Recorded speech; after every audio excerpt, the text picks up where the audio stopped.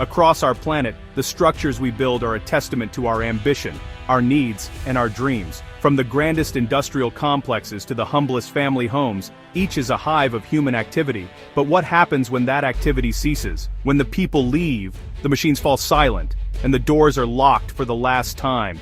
Any building, any location, can become abandoned, a silent monument to a life that has moved on. The world is filled with these echoes of absence, the husks of what once was. Most of these abandoned places are, perhaps, unremarkable. They are empty shells, slowly succumbing to the quiet, relentless forces of nature. Dust settles, paint peels, and weeds push through the cracks in the concrete. But some places are different.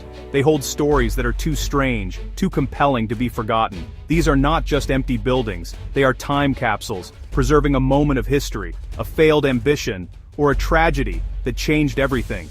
They possess a unique character, a haunting beauty that draws us in and compels us to ask, what happened here? In this journey, we will explore these extraordinary relics of human endeavor. We will step into worlds that have been frozen in time, each with its own peculiar tale to tell. We will see how nature reclaims what we have left behind and how the stories of these places continue to resonate long after they have been deserted. The places you're about to see are the most unusual, real abandoned places in the world. In the vast, unforgiving wilderness of Alaska, along the George Parks Highway, stands a monument to an ambition that never quite thawed. This is Igloo City, a colossal 4-story concrete structure designed to resemble a traditional Inuit dwelling. Conceived in the 1970s, it was intended to be a unique hotel, a beacon for tourists traveling between Anchorage and Fairbanks. Its sheer scale is astonishing, a stark white dome against the dramatic backdrop of the Alaskan range.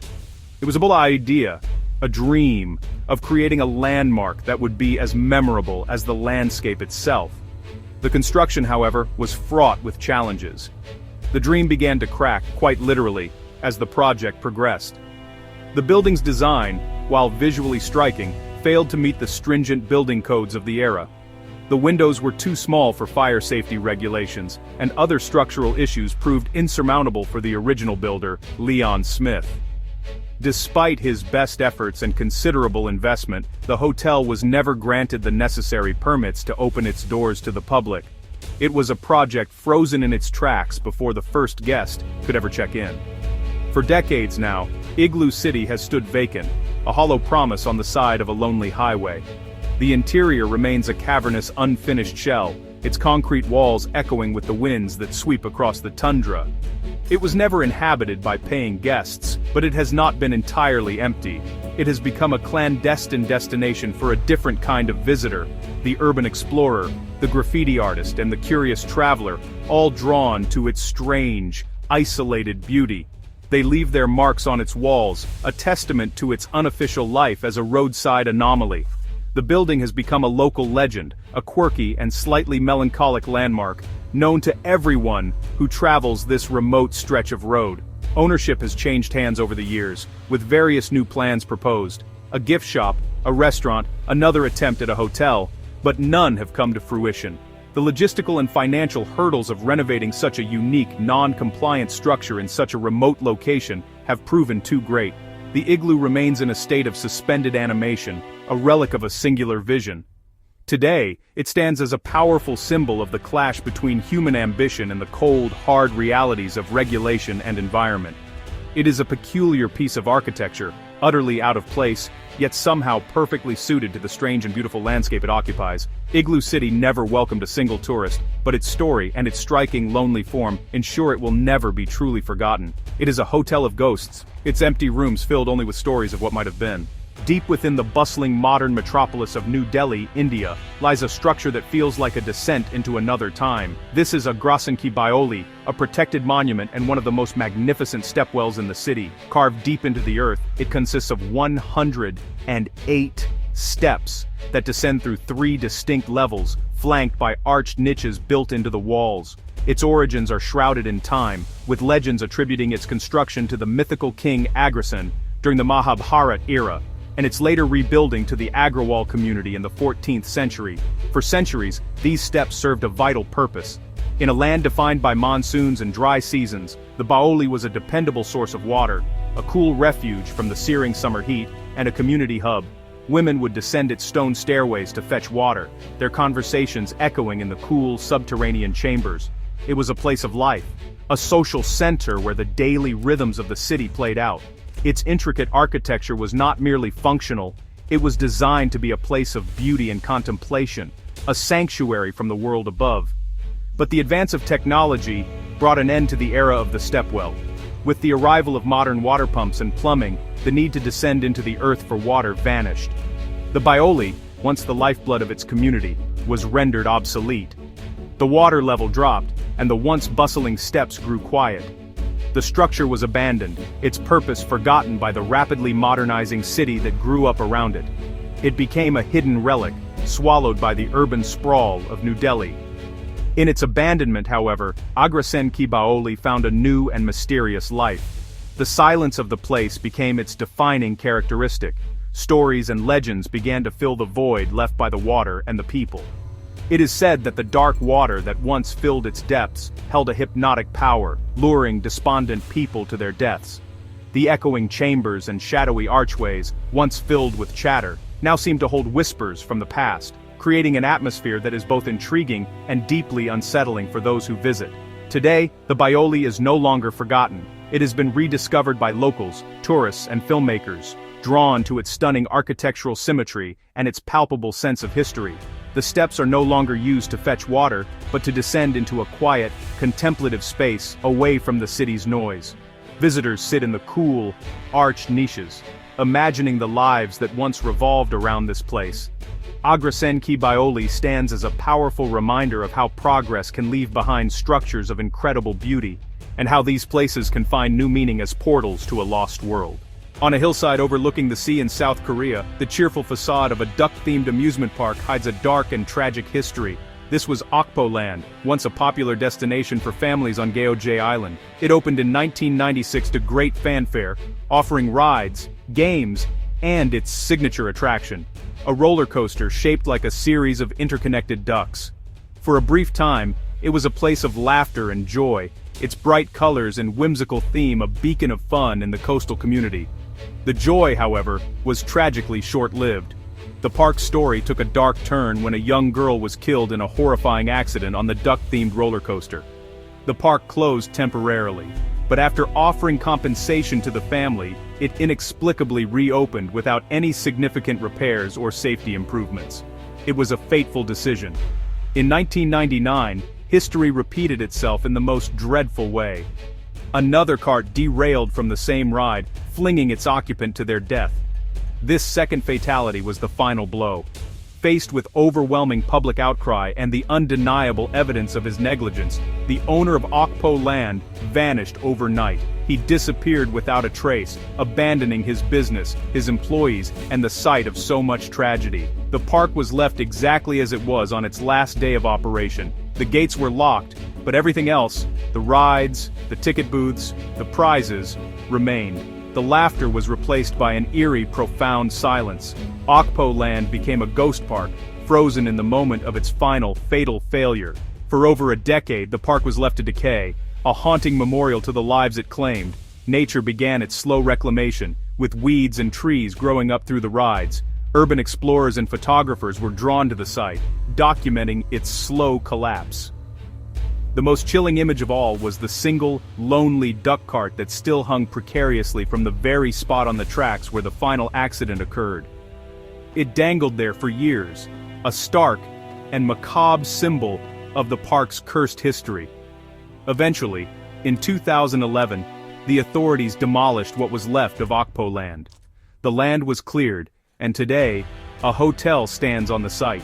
But the story of the duck-themed amusement park and its tragic end persists. It serves as a chilling cautionary tale about the consequences of cutting corners and prioritizing profit over human life. The joyful duck, once a symbol of fun, became a specter of death.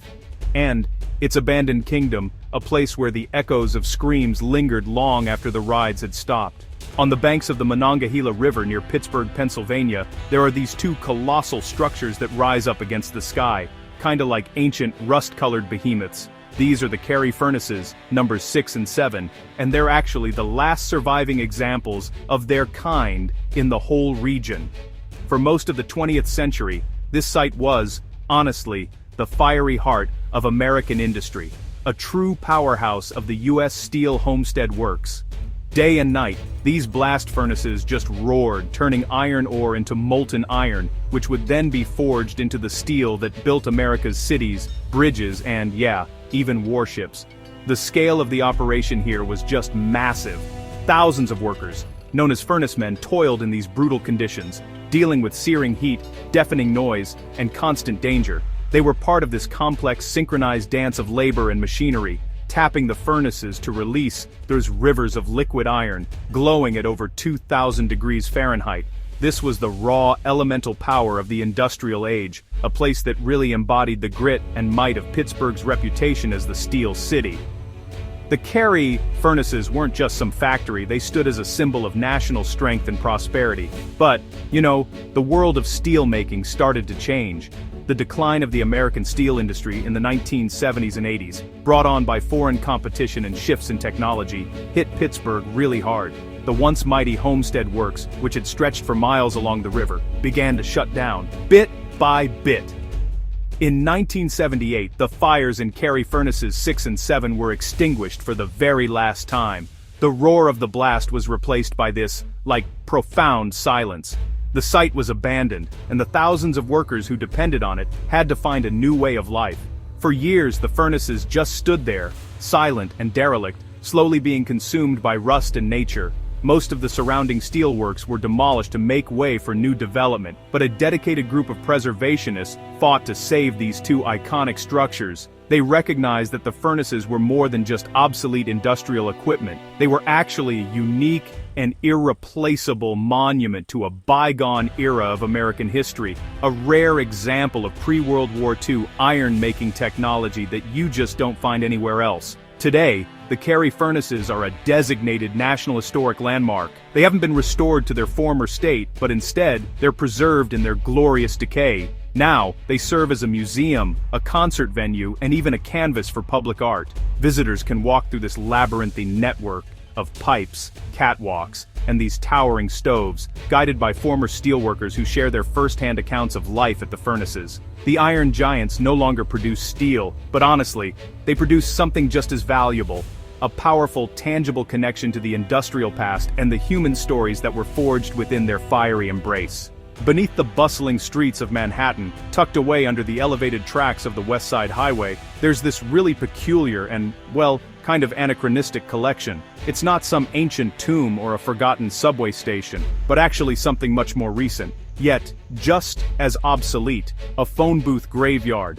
Here, crowded together in this narrow, overlooked space, there are over 100 classic telephone booths. They stand in these silent rows, their glass panes all clouded with grime, and their familiar forms are just a stark reminder of a world that's pretty much vanished. These are relics of a pre-cellular age, a time when communication in the city meant finding one of these small, private shelters. Each booth was a tiny sanctuary from the urban chaos, a place to make a private call, check a directory, or just escape the rain for a minute.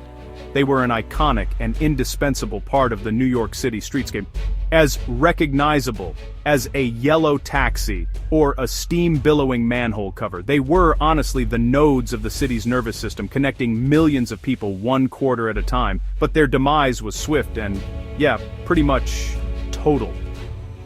The rise of the mobile phone in the late 1990s and early 2000s made the phone booth almost instantly obsolete. As their use plummeted, the company responsible for their maintenance, known as the Bell System, and its successors, started removing them from the city sidewalks. But instead of being scrapped, a lot of them were brought here, to this storage yard under the railway. Here they gathered, a silent army of the forgotten, just waiting for a future that would never really come. This accidental graveyard became kind of an urban legend, a secret spot known only to a handful of explorers and those in the know New Yorkers. It was a strange and surreal sight. Dozens of identical structures, designed for solitary use, now clustered together in a dense, silent community. The booths, once symbols of connection, became symbols of obsolescence. Their phone lines cut, their purpose extinguished, They turned into a canvas for graffiti and a backdrop for photographers looking for that unique, gritty urban aesthetic. In recent years, the fate of this collection has been kind of uncertain. Some have been sold to collectors, others repurposed for art projects, and the yard itself has been cleared and altered.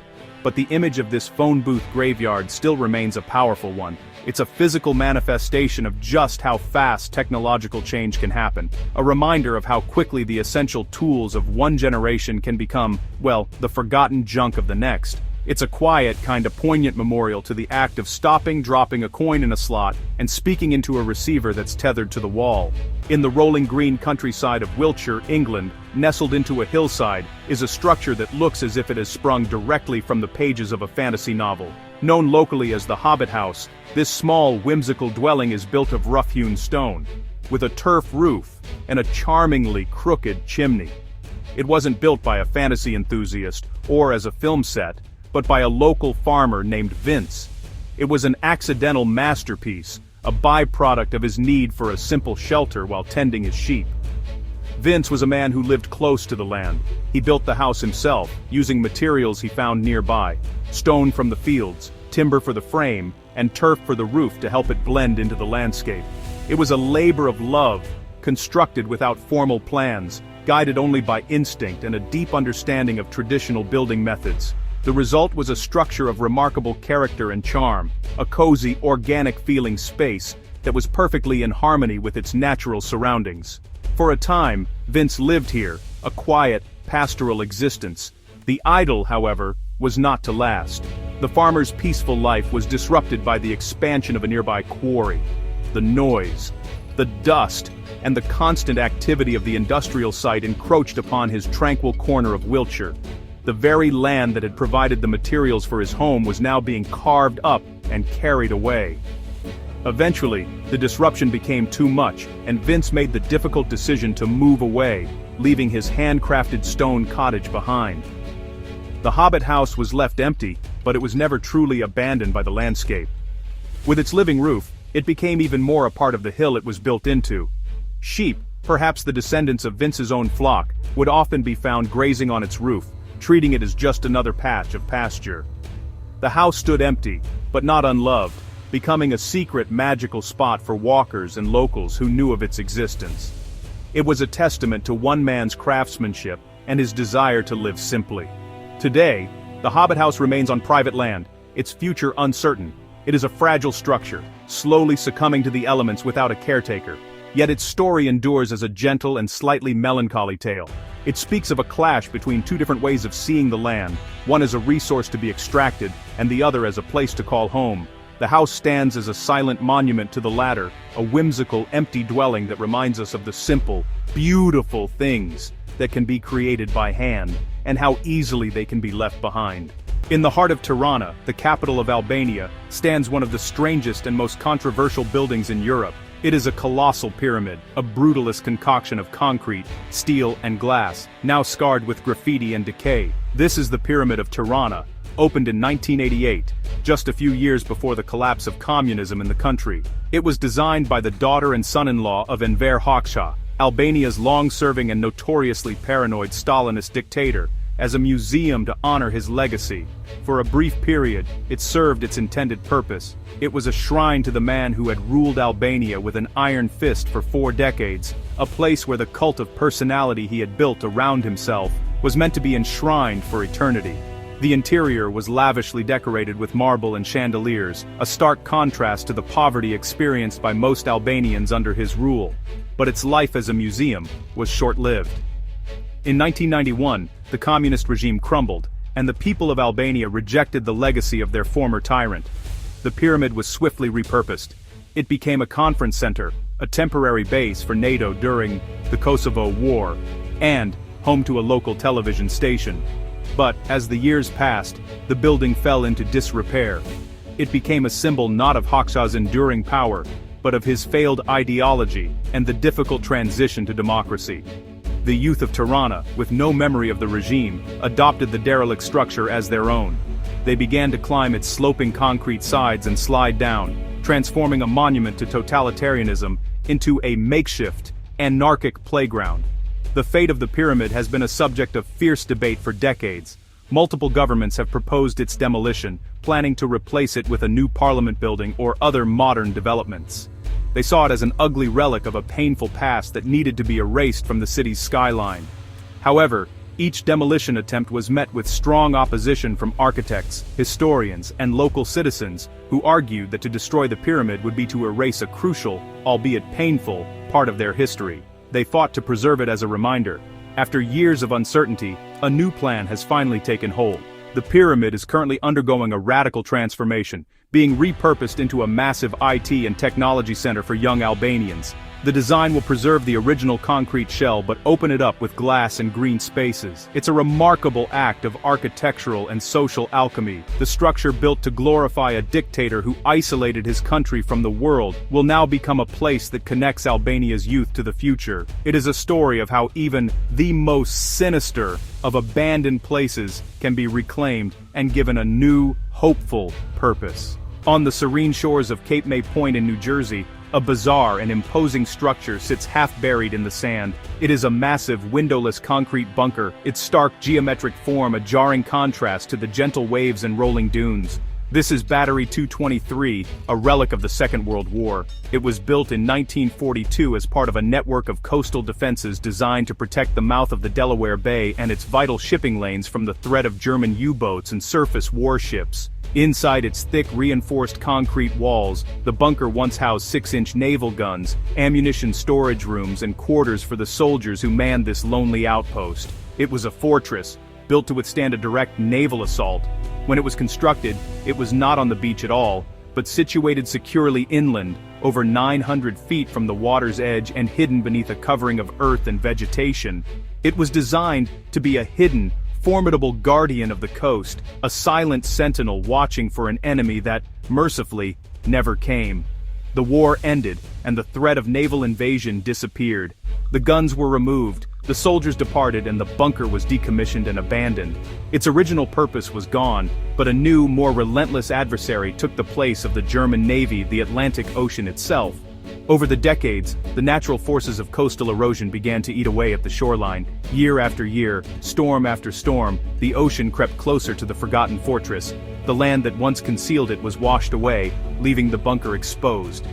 Slowly, inexorably, the beach migrated inland, and the bunker found itself first on the dune line, then directly on the beach, and now, at high tide, surrounded by the waves. What was built to be a permanent fixture on land has become an accidental island, a testament to the awesome, persistent power of the sea. It was designed to last for centuries, a temporary military installation that has outlived its purpose but has proven stubbornly resistant to destruction. It has become an immovable object meeting an unstoppable force. Today, the Cape May bunker is a beloved, if unlikely, local landmark. It is a perch for seabirds, a point of fascination for beachgoers, and a stark visual lesson in coastal geology. It was built to keep enemies out, but it now stands as a monument to the power of nature to reclaim and reshape the world we build. It sits in the surf, slowly sinking, its concrete shell being worn smooth by the endless rhythm of the tides, a wartime relic fighting its final, losing battle against the patient, powerful sea. As we journey back from these disparate corners of the globe, the echoes of their stories linger. From the frozen dream of an Alaskan igloo to a fortress surrendering to the sea, each location tells a unique tale of human endeavor met by the forces of time, nature, or fate. They are the physical remnants of grand ambitions, tragic miscalculations, and technological revolutions that left them behind. To walk through them is to walk through a chapter of history that has been left open, its narrative incomplete. These places challenge our notion of permanence.